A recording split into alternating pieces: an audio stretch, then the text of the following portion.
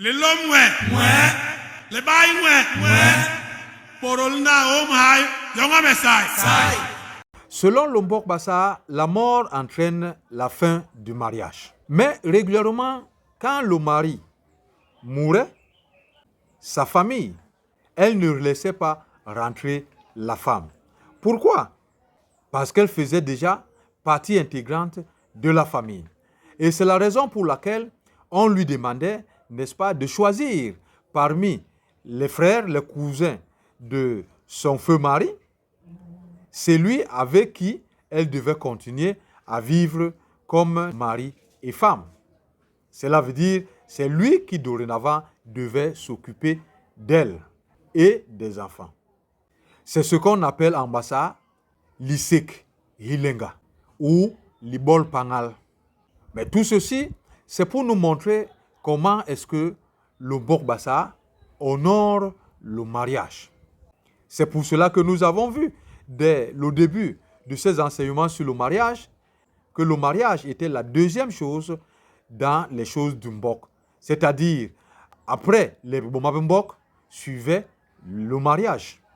C'est de l'importance, n'est-ce pas, de ces liens d'amour qui ont été créés entre les deux familles, comme nous avons vu dans nos précédents enseignements, que le mariage, c'était l'union entre les deux familles.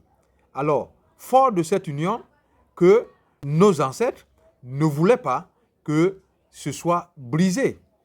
Et c'est la raison pour laquelle tout était fait pour que ces liens restent. Et d'ailleurs même, c'est pour cela que quand, par exemple, un homme venait de se marier et que le mariage ne durait pas, n'est-ce pas, et qu'il venait à perdre sa femme, sa belle famille lui donnait une autre femme.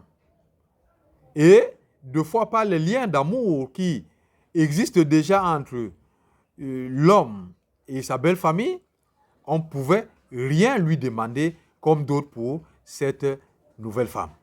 Le l'homme ouais, le bail ouais. Lomaye Mbok Bassa nous pose ces questions. Si une veuve veut cultiver un champ et faire encore des enfants, n'importe qui peut l'entretenir. Ses biens et ses enfants sont à qui? À qui appartiennent les choses laissées par le défunt mari? Lomaye Mbok Bassa nous répond.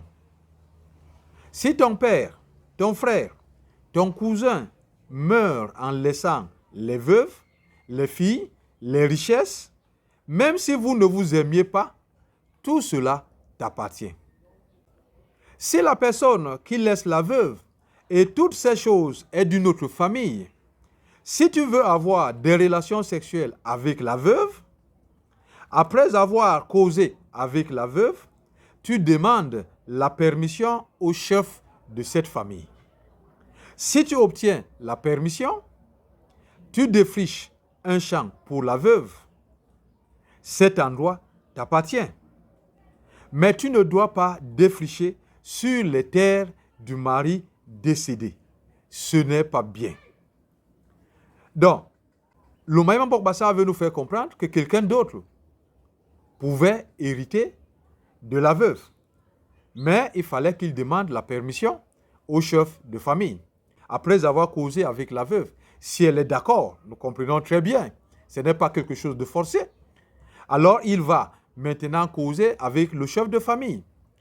Si le chef de famille est d'accord, alors à ce moment-là, il peut prendre la veuve en charge. Mais attention, il doit honorer la mémoire du défunt. C'est très important. Nous voyons ici que le Mbok Bassa n'a réellement rien oublié à ce qui concerne le mariage. Il va jusque dans tous les détails. Nous pensons qu'au fur et à mesure que nous avançons et que nous aurons encore l'occasion d'entrer encore plus dans des détails, nous le ferons évidemment. En attendant, restez plongés dans l'univers du Mbok Bassa et le Lombi Akonde Sayab Bibobasona.